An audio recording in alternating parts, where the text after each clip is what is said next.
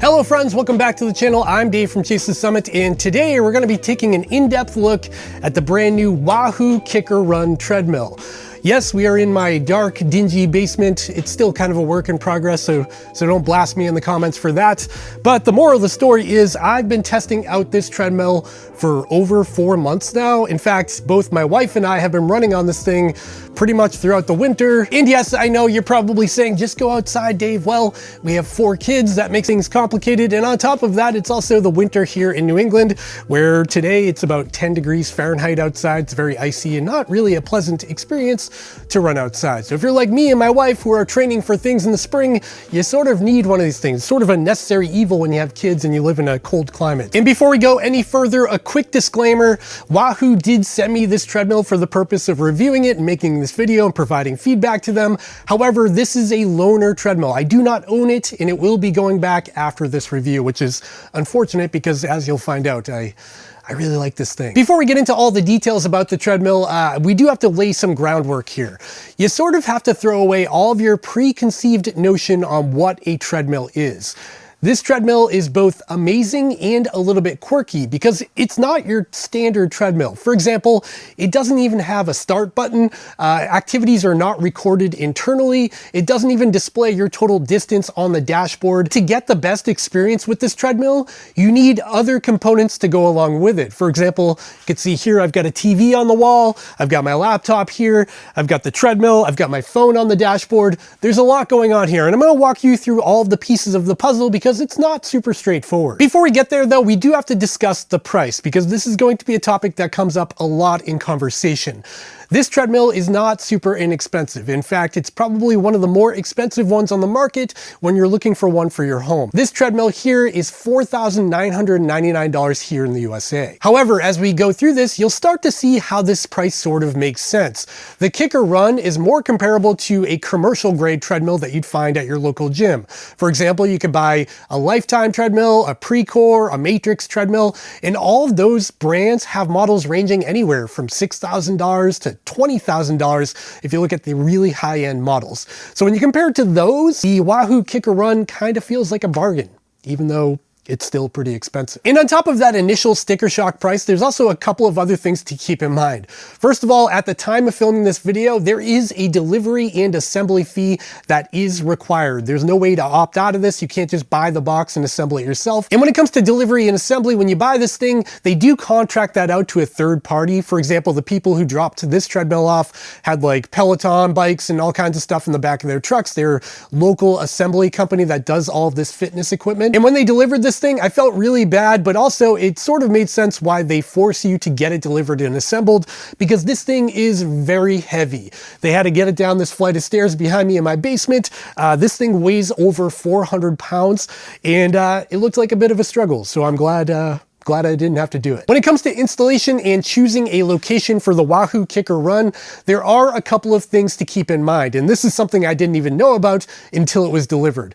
First of all, this treadmill cannot be plugged into a surge protector of any kind, and you can also not plug it into a circuit in your house with a GFI or a ground fault interrupt. If you do that, the treadmill won't even turn on, and I found out firsthand. Another consideration when you buy this thing is having adequate ceiling height.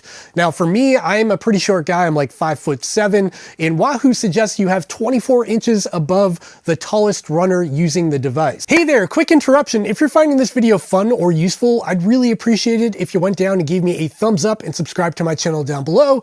That really helps me out. Okay, let's get back to the video. Moving right along, let's get into the hardware and what it's actually like to run on with the Wahoo Kickr Run. The reason why I like the fact that it's built like a tank is that when you run on this thing, there's really no bounce. There's nothing rattling around. For example, on my old treadmill, which is actually right here, when I ran on this thing, my phone would be bouncing around in the cup holder and my TV remote would be shaking around. There was a lot of rattle and vibration. On the Wahoo Kickr Run, I'll show you in a minute, it's very quiet. There's no rattle, there's no bounce. Taking a closer look here, we'll start at the deck area here. And this whole thing is a combination of metal and and plastic. So as you can see here, this is a bit of plastic. Back here is a metal guard to prevent people from getting underneath the treadmill. And the deck is utilizing a belt mechanism instead of like a slat mechanism, which I personally do appreciate. And the reason why I like this is because the deck is super solid. There's very little bounce to it. So the belt on top of that really makes a lot of sense and makes running feel really natural. We'll talk more on that in a minute.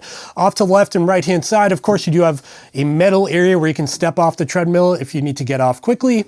And then we've got the vertical area here that leads up to the dashboard. This, of course, is all metal. The first thing you're going to notice about this treadmill is that it's not a traditional setup.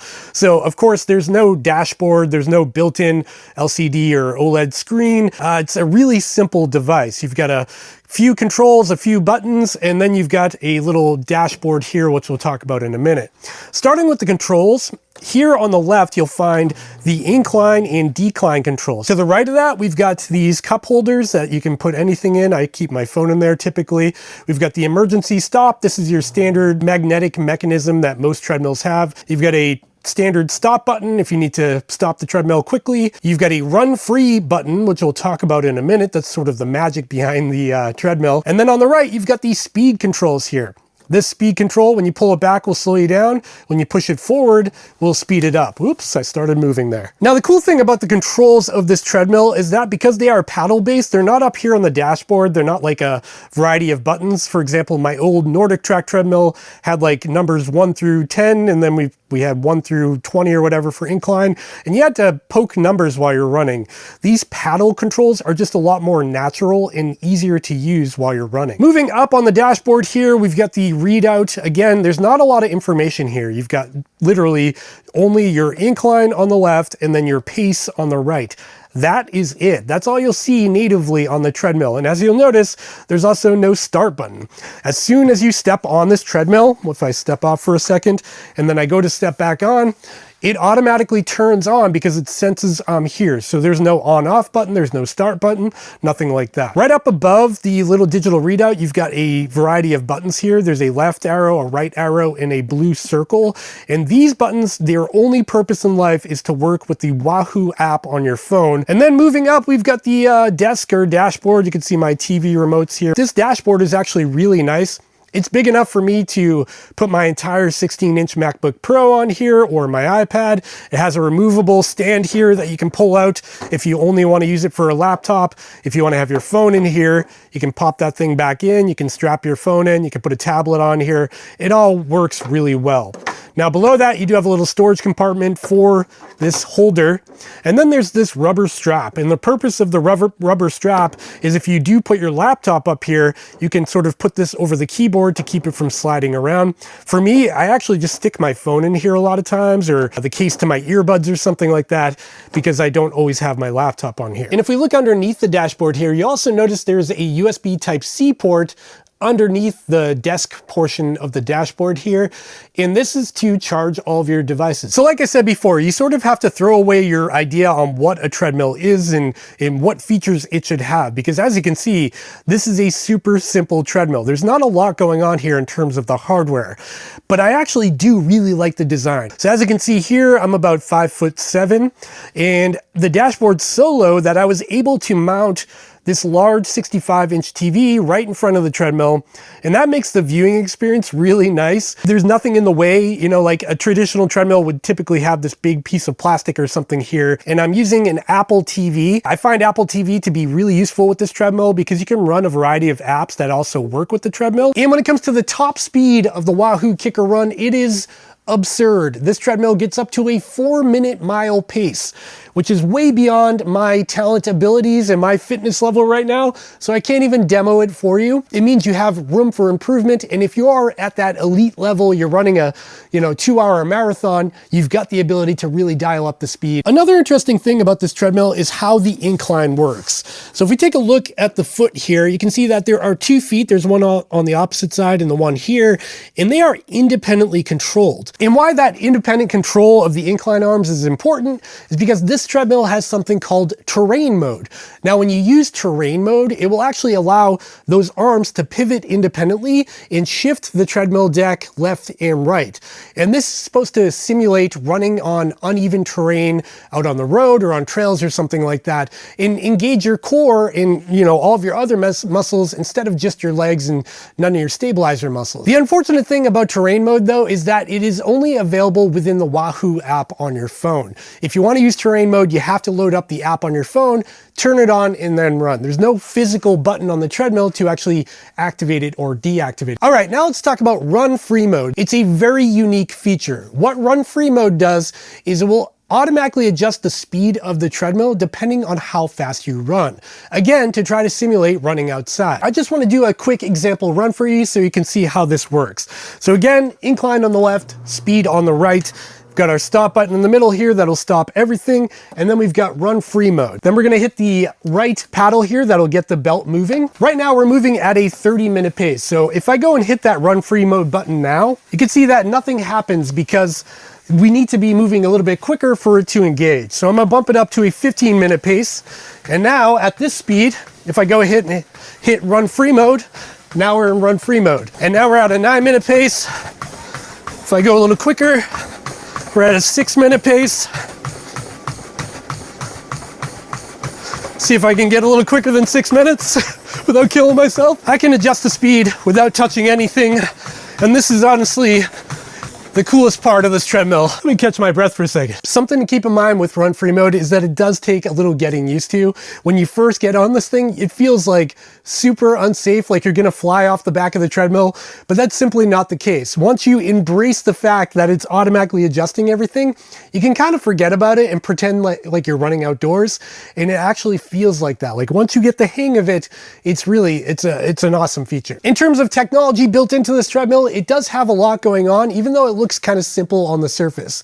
So it does have built-in Wi-Fi and Bluetooth. And the really cool thing is that the Bluetooth connectivity on this treadmill can also broadcast a footpod signal. And what that means is when you're using a watch or a phone or something like that, you can pick up the treadmill as a footpod, and that will transmit the exact pace of the treadmill to your external device. So for me, I've got my Garmin. So when I start a treadmill activity and I go for a run, my overall pace and distance will match what I was doing exactly on the treadmill. And again, why that's important is with that run free mode, I can have that enabled, change my pace and my speed, and all of that data will be synced over to my watch as well. On top of Bluetooth and Wi-Fi, we also have deck sensors built in that can actually pick up advanced metrics like ground contact time and vertical oscillation, and that will be available if you do pair it with the Wahoo app on your phone. And the final bit of technology on this treadmill that is really awesome is that it does support FTMS standards. And what that means is that third-party apps can communicate with the treadmill and adjust your speed and your incline depending on whatever app you're using. So for example, if you're using Zwift, like I have on my Apple TV here, it will automatically adjust the incline of the treadmill and the speed depending on what I'm doing in the app. Now let's talk about apps, because this thing is all about apps. I've mentioned it a few times in this video, but you'll find out if you end up purchasing this thing that you sort of need apps to get the best experience out of the Wahoo Kickr Run. The Wahoo app is sort of what you need to get up and running with this treadmill, and it makes the treadmill feel a lot more like a traditional treadmill. You can install the Wahoo app on your phone or even an iPad and mount it up on the dashboard of the treadmill, and after you do that, you get all of the information that you're used to from more traditional treadmills. For example, there is a start button. It will collect your distance and running data. You'll get advanced training metrics like your vertical oscillation and your ground contact time. The Wahoo app also supports third-party sync, so you can sync your activities directly over to Training Peaks or Strava or some other locations. And if you want to execute a workout on the Wahoo Kickr Run, you can do that right in the Wahoo app as well. There's a handful of pre-made workouts built into the Wahoo app, like, hill repeats or intensity workouts, things like that. But if you want more advanced data, or you want to build your own workouts or have a coach do that, you can actually sync your account to Training Peaks. When it comes to executing a workout on the Wahoo Kickr Run, it's actually pretty cool. When the segments change, for example, if I'm going from a 10-minute pace to a 6-minute pace, it'll ask you, do you accept or decline this upcoming change of speed? And all you have to do to accept it is to tap the speed paddle one time, and then it will change the pace when the timer runs out. So that's the Wahoo app. But if you remember, this treadmill has FTMS support, which means it's compatible with third-party apps. And that's really where the magic happens with the Kickr Run. At the time of filming this video, there are really only a handful of apps that can make use of the Kickr Run's technology. As more developers come up to speed with the FTMS and the Kickr Run, maybe more development and more apps will pop up on the App Store. So first up, let's talk about Zwift, because that's sort of like the showcase feature of the Wahoo Kickr Run. If you don't know what Zwift is, it's very popular in the cycling crowd, and that's really where Zwift shines. There's also a version of Zwift for running called Zwift Run. There's a few advantages to Zwift Run over cycling Zwift in that Zwift Run is completely free. You can download it and you can use it on your laptop, your tablet, or in my case, my Apple TV without paying any subscription, but there is some limitations to it. So Zwift is basically a game. It's sort of a virtual environment where you get an avatar or a little character that will run around in various places within the Zwift game in a 3D environment. And the cool thing about the Zwift integration is that the app can actually take feedback from the treadmill utilizing that FTMS standard. So if you run faster, so does your little avatar. And if you have it in run free mode and you're using the Zwift app, it's super immersive because you can just run a little faster, your speed picks up in the game. It's really cool. And not only that, but in free run mode, also incline and decline will automatically happen. So if your avatar is running up a hill, your treadmill will start to incline, and if you're running down a hill, it will decline. And this is sort of a trip because when you're in the game and you're running, you crest a hill and you can actually feel yourself sort of going over that hill and starting to run down. Even though Zwift is a lot of fun, there are some quirks to it. For example, auto incline and decline only work in free run mode. You can't do auto incline and decline in a workout. Another big limitation to the Zwift platform is that automatic incline and decline is only available if you have a Zwift subscription. And that subscription for Zwift is super expensive. It's $19 a month or $200 a year for a single user. Like I said, my wife and I both use this treadmill. Unfortunately, within Zwift, there's no family plans or anything like that, so we can't be lumped under one subscription. And it just feels kind of strange because Zwift Run is completely free, but if you want automatic incline and decline, you got to pay $200 or $400 a year. I don't quite understand that, but I guess if you're already a Wahoo user and you've got a bike trainer or something like that, this is going to be not an issue for you because you already have a Zwift account. One more thing I don't love about Zwift Run is that the character moves very slowly. Your little avatar guy is sort of just jogging along while I'm killing myself at like a sub 6 minute pace. And it should go without saying that these are not issues from Wahoo or the Kickr Run itself. This is just an app thing and totally separate from this device. Another app I've been using with this treadmill is called KinoMap, and KinoMap is really cool. It's basically a virtual run app that has various adventures in different locations. You can choose to trail run in Iceland or explore the mountains of Ecuador or various other locations. And this app uses real video. So it's actually a video feed you're watching on the TV or laptop or whatever, and your treadmill will adjust your incline and decline automatically depending on the grade of the video. It's really cool. KinoMap is a third-party platform, and at the time of filming this video, it costs about $11.99 a month here in the USA, or about $89 a year, with an option of a one-time purchase of $429. And they do have family plans unlike Zwift, which is pretty nice. So as you can see, as we talk about apps, while there's currently only a handful of apps that utilize that FTMS standard from the Kickr Run, I'm hopeful that the existence of this treadmill will drive more developers to create more fun and engaging apps that can be used with the treadmill. And that brings us to the conclusion of this video, where I want to talk about my final thoughts, the pros and cons, should you go out and buy this thing, and sort of just give it to you in a nutshell. First up, let's talk about what I like about the Kickr Run. The hardware of this is really impressive. It's built like a tank. It doesn't rattle around. I really like how they built this thing. I also like that the dashboard's very low profile, so you can view a TV or a laptop. Ergonomically, it makes a lot of sense. The running experience is also really nice with a rigid deck, very little bounce, and it feels like running outside, especially if you turn on terrain and run free mode. And the final thing I'll mention that I like about this treadmill is the third-party apps. It's really fun to engage with Zwift or KinoMap or Peloton, or just use the Wahoo app. It's nice to have options and just not be locked into Wahoo's ecosystem only. Moving right along into what I don't like about this treadmill, there are a few things. First of all, setting up a quick run is a little bit convoluted. If you want to rely on the apps, if you want the Wahoo app open on your phone, you got to take your phone out, open up the Wahoo app, prop it up on your desk, hit start, then go. I know I'm exaggerating here, but there's additional steps just to get up and running. So for me, what I find I do most of the time is I just use my watch paired to the FootPod feature of the treadmill to get accurate pace and speed data, and I just run with my Garmin instead of using my phone.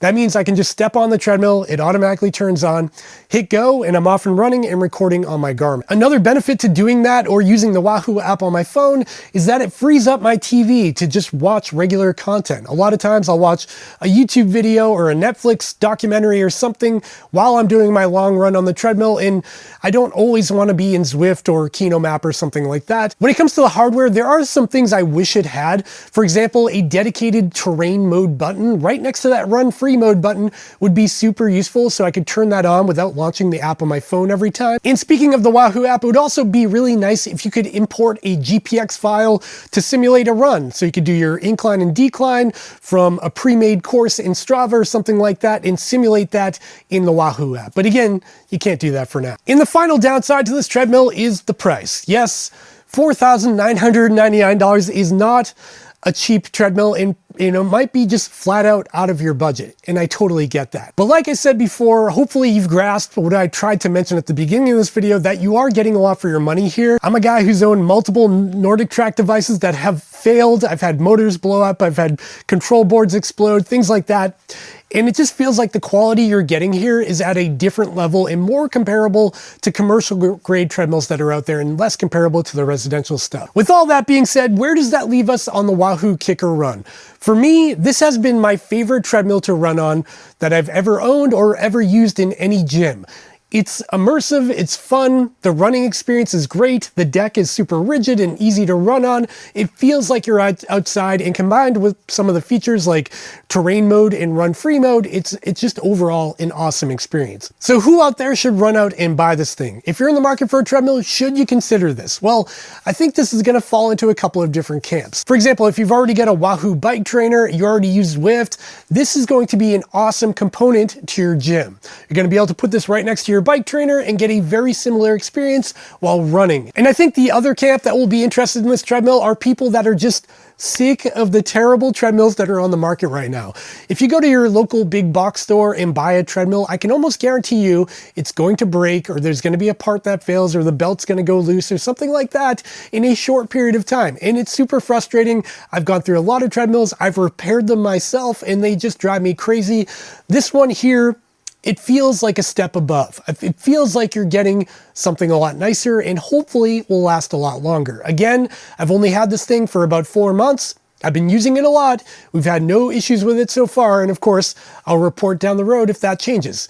But right now, this thing is awesome. I don't want to give this loaner back. And when I do give it back, I will likely order my own because of just how awesome it's been, especially for indoor long runs. This has been a total game changer. But that's just my opinion, and I'm just some guy on YouTube. Now I want to hear from you in the comments down below. Did you run out and order a Wahoo Kickr Run? Do you have one? Let me know how you like yours in the comments down below. I'd also like to hear from you if you have a different brand of treadmill, Nordic Track, Matrix, whatever, your experience with that so far. Let me know that as well. And also let me know if you're someone out there interested in this thing and you're going to order one after watching this video. I'd like to hear that too.